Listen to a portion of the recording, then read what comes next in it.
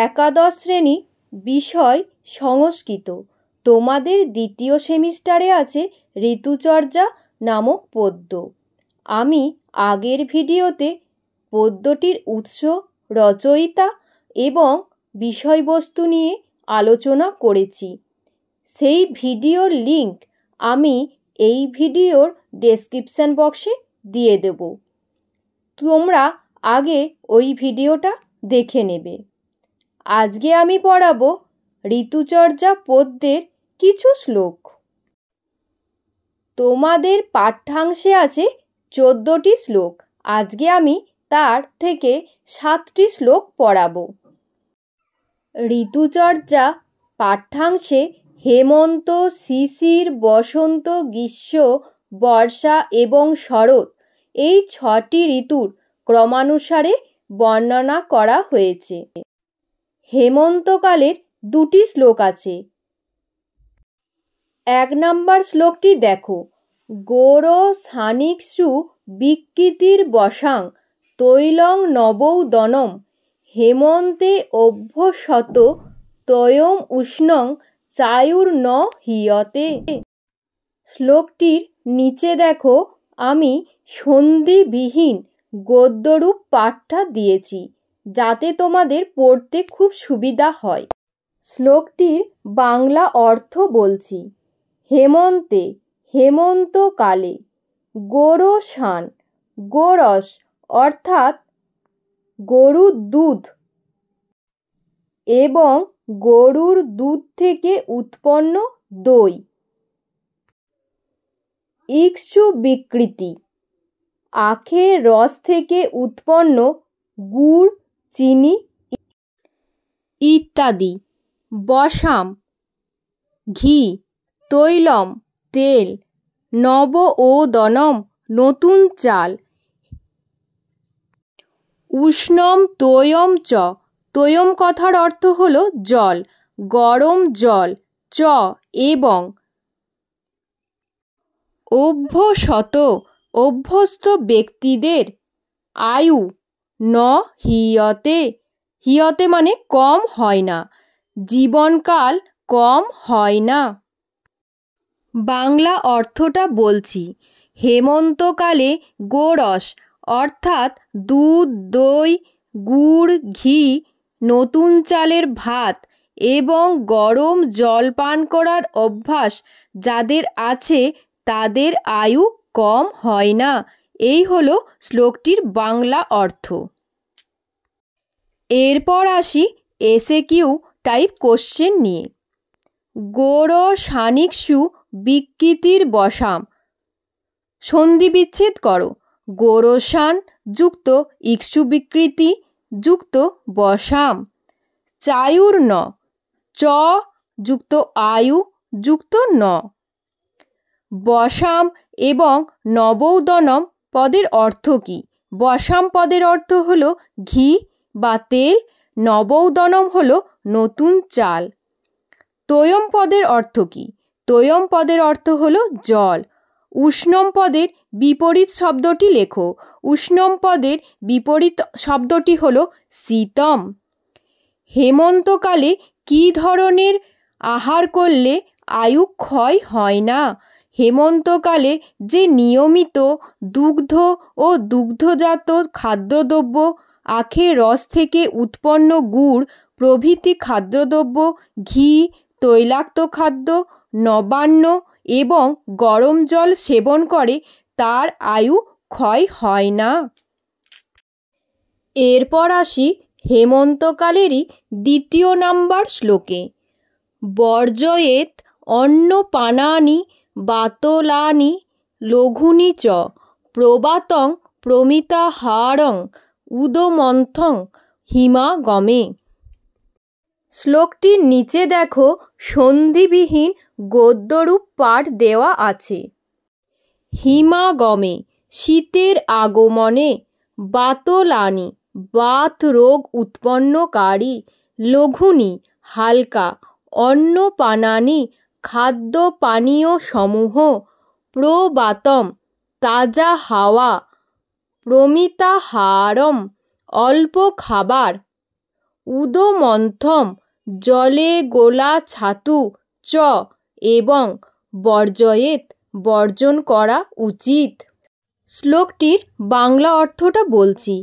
হিমের আগমনে বায়ু কফ উৎপন্নকারী হালকা খাদ্য পানীয় সমূহ, তাজা হাওয়া, কম খাবার এবং জলে গোলা ছাতু বর্জন করা উচিত। এরপর এসএকিউ প্রশ্ন নিয়ে আলোচনা করছি। হেমন্ত ঋতুতে কোন অভ্যাসটা অনুচিত বা শীতের আগমনে কী ধরনের খাদ্য পানীয় বর্জন করা উচিত? শীতের আগমনে অল্প আহার, ছাতুর শরবত, খোলা হাওয়ায় থাকা এবং বায়ুকপ উৎপন্নকারী হালকা খাদ্য পানীয় সমূহ বর্জন করা উচিত। শীতের আগমনে কী রকম স্থান বর্জন করা উচিত? শীতের আগমনে তাজা হাওয়া যেখানে বয় সেই স্থান ত্যাগ করতে হবে। এরপর শিশিরকালের 3টি শ্লোক আছে।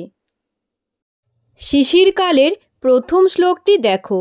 হেমন্ত শিশিরৌ তুল্যৌ শিশিরে অল্পং বিশেষণম রোগসম আদানজং শীতম মেঘ মারুত বর্ষজম। শ্লোকটির নিচে দেখো সন্ধিবিহীন গদ্যরূপ পাঠ দেওয়া আছে। হেমন্ত শিশিরৌ হেমন্ত ও শীতকালে, তুল্য সমান, শিশিরে শীতকালে, অল্পম অল্প, বিশেষণম বিশেষণ বা পার্থক্য, আদানজম আদানকাল হওয়ায়, রোগসম রুক্ষ, মেঘ মারুত বর্ষজম মেঘ বায়ু এবং বৃষ্টি থেকে উৎপন্ন, শীতম শীত। হেমন্ত এবং শিশির ঋতু এক হলেও শীত ঋতুর কিছু বিশেষতা আছে। আদানকালের ফলে উৎপন্ন রুক্ষ ভাব এবং মেঘ, ঝড় ও বৃষ্টিজনিত কারণে হেমন্ত অপেক্ষা শিশিরে শীত বেশি হয়। এই হলো শ্লোকটির বঙ্গানুবাদ। এরপর আসি এসএকিউ প্রশ্নে। শিশির ঋতু কোন ঋতুর সঙ্গে তুল্য বলা হয়েছে? শিশির ঋতু হেমন্ত ঋতুর সঙ্গে তুল্য বলা হয়েছে। হেমন্ত ও শিশির ঋতুতে কেমন প্রভাব দেখা যায়? হেমন্ত ও শিশির ঋতুর প্রভাব সমান। ঋতু দুটিতে কি পার্থক্য দেখা যায়? শিশিরে মেঘ, তাজা হাওয়া ও বর্ষা অর্থাৎ বৃষ্টি বেশি হয়, তাই এই সময় হেমন্তকাল অপেক্ষা শীত ও রুক্ষভাব বেশি হয়। হেমন্ত শিশিরৌ তুল্য অল্পং বিশেষণম। কোন ঋতুতে অল্প বিশেষতা আছে? শিশির ঋতুতে অল্প বিশেষতা থাকার কথা বলা হয়েছে। সেই বিশেষতাটা কি? শিশিরে মেঘ, তাজা হাওয়া ও বর্ষা অর্থাৎ বৃষ্টি বেশি হয়, তাই এই সময় হেমন্তকাল অপেক্ষা শীত ও রুক্ষভাব বেশি হয়। ঋতুচর্যা পদ্যাংশে কোন ঋতুর আলোচনা প্রসঙ্গে আদানজম বলা হয়েছে? শিশির ঋতুর আলোচনা প্রসঙ্গে আদানজম কথাটি বলা হয়েছে। আদানজম বলতে কি বোঝায়? সূর্যের উত্তর দিকে গমনকালকে আদান বলা হয়। শিশির, বসন্ত ও গ্রীষ্মকাল হলো আদানকাল। এরপর আসি পরের শ্লোকে। তস্মাৎ হৈমন্তিক সর্বশিশিরে বিধিরিষ্যতে নিবাতম উষ্ণম তু অধিকং শিশিরে গৃহমাশ্রয়েৎ। শ্লোকটির নিচে দেখো সন্ধিবিহীন গদ্যরূপ পাঠ দেওয়া আছে। তস্মাৎ তাই, শিশিরে শিশিরকালে, হৈমন্তিক হেমন্ত সম্বন্ধীয়, সবগুলি, বিধি নিয়ম, ঈষতে পালনীয়, শিশিরে শিশিরকালে, তু কিন্তু, নিবাতম বায়ু শূন্য, অধিকম বেশি, উষ্ণম গৃহম উষ্ণম কথার অর্থ গরম, গৃহম ঘরে, আশ্রয়েত আশ্রয় নেওয়া উচিত। তাই শিশির ঋতুতে হেমন্তকাল সম্পর্কিত সকল বিধি পালন করা উচিত, কিন্তু শিশিরকালে অধিক গরম এবং বায়ুশূন্য ঘরে আশ্রয় নেওয়া উচিত। এই হলো শ্লোকটির বাংলা অর্থ। এরপর আসি এসএকিউ প্রশ্নে। শীতকালে কীরকম বাড়িতে থাকা উচিত? শীতকালে বায়ুরহিত এবং অধিকতর উষ্ণ গৃহে বসবাস করা উচিত। কোন ঋতুতে বায়ুশূন্য উষ্ণ গৃহে আশ্রয় নেওয়া উচিত? শিশির ঋতুতে বায়ুশূন্য উষ্ণ গৃহে আশ্রয় নেওয়া উচিত। নিবাতম পদটির সংস্কৃত প্রতিশব্দ কী হবে? নিবাতম পদটির সংস্কৃত প্রতিশব্দ হল বায়ুরহিতম। নিবাতম পদটির বিপরীত শব্দ কী হবে? নিবাতম পদটির বিপরীত শব্দ হবে প্রবাতম। পয়রফলা বয়ে আকার ত ময়ে হসন্ত। হেমন্ত সম্বন্ধীয় সমস্ত বিধি কখন পালন করতে হবে? হেমন্ত সম্বন্ধীয় সমস্ত বিধি শিশিরকালে পালন করতে হবে। এরপর আসি পরের শ্লোকে। কটু তিক্ত কষায়ানি বাতলানি লঘুনি চ বর্জয়েত অন্নপানানি শিশিরে শীতলানি চ। শ্লোকটির নিচে সন্ধিবিহীন গদ্যরূপ পাঠ দেওয়া আছে।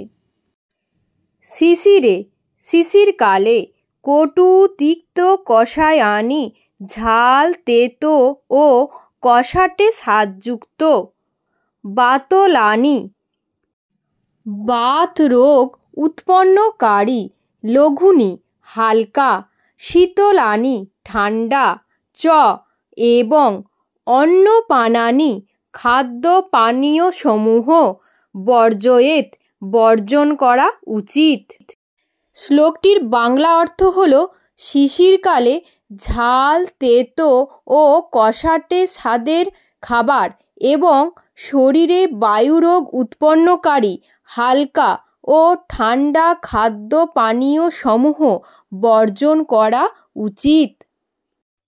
এরপর আসি এসএকিউ প্রশ্নে। শীতকালে কেমন খাদ্যদ্রব্য বর্জন করা উচিত? শীতকালে কটু তিক্ত কষায় বায়ুবর্ধক হালকা এবং ঠান্ডা খাদ্য পানীয় বর্জন করা উচিত।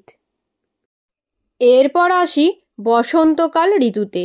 বসন্তকালে দুটি শ্লোক আছে। প্রথম শ্লোকটি দেখো। বসন্তে নিচিত শ্লেষ্মা দৃণ কৃদ্ভাবি ঈরিত কায়াগ্নিং বাধতে রোগাংস্তত প্রকুরুতে বহুন। নিচে দেখো সন্ধিবিহীন গদ্যরূপ পাঠ দেওয়া আছে। বসন্তে বসন্তকালে দীনকৃদ্ভাবি সূর্য কিরণের দ্বারা ঈরিত প্রেরিত নিচিত বৃদ্ধিপ্রাপ্ত বা সঞ্চিত শ্লেষ্মা কফ বা সর্দি, কায়াগ্নিম হজম শক্তিতে, বাধতে বাধা দেয়, তত তারপর, বহুন বহু, রোগান রোগসমূহ, প্রকুরুতে উৎপন্ন করে। বাংলা অর্থটা বলছি। হেমন্তকালের শরীরে জমে থাকা সর্দি বা কফ বসন্তকালের সূর্যের তাপে গলে গিয়ে শরীরস্থ অগ্নিকে হজম শক্তিতে বাধা দান করে, তারপর শরীরে বহু রোগ উৎপন্ন করে। এরপর আসি এসএকিউ প্রশ্নে। বসন্তে কে কায়াগ্নিকে বাধা দান করে? শরীরে সঞ্চিত শ্লেষ্মা বসন্তকালের সূর্যের কিরণের তাপে বৃদ্ধিপ্রাপ্ত হয়ে শরীরের কায়াগ্নিকে নষ্ট করে দেয়, ফলে বহু রোগ দেখা যায়। কখন বহু রোগ উৎপন্ন হয় বা বেড়ে যায় শরীরে সঞ্চিত শ্লেষ্মা বসন্তকালের সূর্যের কিরণের তাপে বৃদ্ধিপ্রাপ্ত হয়ে শরীরের কায়াগ্নিকে নষ্ট করে দেয়, ফলে বহু রোগ দেখা যায়। দিনকৃদ্ভাবি ঋত, এখানে কার বর্ণনা করা হয়েছে? এখানে শ্লেষ্মার বর্ণনা করা হয়েছে। বসন্ত ঋতুতে সে কাকে বাধা দেয়? বসন্ত ঋতুতে সে কায়াগ্নিকে বাধা দান করে। দিনকৃদ্ভাবি এর অর্থ কি হবে? এর অর্থ হলো সূর্য রশ্মির দ্বারা। শিশির ঋতুর পর কোন ঋতু আসে? শিশির ঋতুর পর বসন্ত আসে। এরপর আসি পরের শ্লোকে। তস্মাৎ বসন্তে কর্মাণি বমনাদীনি কারয়েৎ গুর্বম্ল স্নিগ্ধ মধুরং দিবা স্বপ্নং চ বর্জয়েৎ। নিচে দেখো সন্ধিবিহীন গদ্যরূপ পাঠ দেওয়া আছে। তস্মাৎ তাই, বসন্তে বসন্তকালে, বমনাদীনি বমি ইত্যাদি, কর্মাণি কার্যসমূহ, কারয়েৎ করাতে হবে, গুরু ভারী খাবার, অম্ল টক, স্নিগ্ধ স্নেহ পদার্থ অর্থাৎ ঘি প্রভৃত তেল জাতীয় খাবার, মধুরম মিষ্টি খাবার, দিবা স্বপ্নম দিনের বেলায় ঘুমানো, চ এবং বর্জয়েৎ বর্জন করতে হবে। শ্লোকটির বাংলা অর্থটা বলছি। তাই বসন্তে কফ কমানোর জন্য বমি ইত্যাদি কার্যসমূহ করাতে হবে এবং ভারী টক জাতীয় তেলযুক্ত মিষ্টি খাবার ও দিনের বেলায় ঘুম ত্যাগ করতে হবে। এরপর আসি এসএকিউ প্রশ্নে। বসন্ত ঋতুতে কি কি কর্ম করানো উচিত? বসন্ত ঋতুতে বমন ইত্যাদি কাজ করানো উচিত। পদ্যাংশে বসন্ত ঋতু বর্ণনার সময় কোন রোগের উল্লেখ দেখা যায়? পদ্যাংশে বসন্ত ঋতু বর্ণনার সময় শ্লেষ্মার উল্লেখ দেখা যায়। ওই রোগের প্রতিকার কি? প্রতিকার হল বমন ইত্যাদি কাজ করানো। বমন ইত্যাদি কর্ম কখন এবং কেন করা উচিত? বসন্তকালে কফজনিত রোগসমূহের উপশমের জন্য বমন ইত্যাদি কাজ করা উচিত। দিবা স্বপ্নং চ বর্জয়েৎ, কখন দিবানিদ্রা বর্জন করা উচিত? বসন্ত ঋতুতে দিবানিদ্রা বর্জন করা উচিত। এই সময় দিবানিদ্রা ছাড়া আর কি বর্জন করা উচিত? এই সময়ে দিবানিদ্রা ছাড়া ভারী টক জাতীয়, তৈলাক্ত ও মিষ্টি জাতীয় খাদ্য পানীয় বর্জন করা উচিত। আজকে ঋতুচর্যা পদ্যের প্রথম 7টি শ্লোক পড়ালাম। পরের পর্বে বাকি 7টি শ্লোক পড়াবো।